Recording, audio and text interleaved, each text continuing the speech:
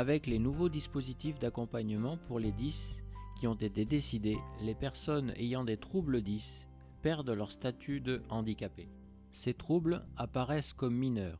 Seule l'école est considérée comme une situation handicapante pour ces troubles, alors que beaucoup de témoignages prouvent le contraire. Ce sont des troubles neurodéveloppementaux, c'est-à-dire qu'ils sont présents à la naissance et évoluent au fil du temps. On ne peut pas en guérir et en France, à l'âge adulte, il n'existe pas d'accompagnement spécialisé. Je m'appelle Thibaut et je suis dyslexique. Alors là déjà, un mot comme ça à dire quand on est 10, c'est compliqué. Mais bon, c'est un trouble que j'ai depuis que je suis tout petit et avec lequel je continuerai à vivre des années et des années et des années encore. C'est parfois un handicap, c'est vrai, mais c'est aussi un amusement et puis ça ouvre de nouvelles perspectives.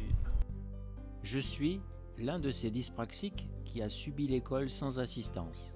Le tiers-temps ne sert à rien quand il ne peut pas être respecté par l'école elle-même. Lorsque les solutions gratuites testées sur les enfants sont inefficaces, ils sont réorientés en classes spécialisées, brisant ainsi tout espoir d'études choisi et utile pour leur carrière brillante et un métier que ces enfants auront du plaisir à exercer.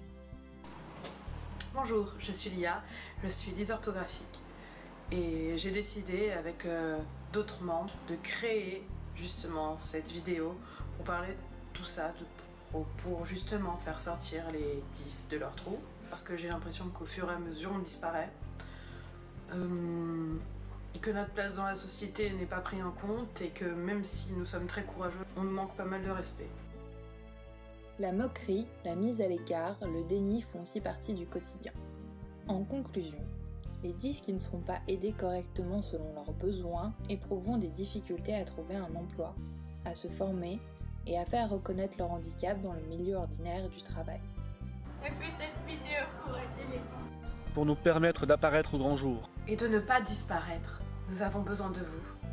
Envoyez photos, vidéos, témoignages et vidéos à l'adresse 12 et 10 @gmail.com.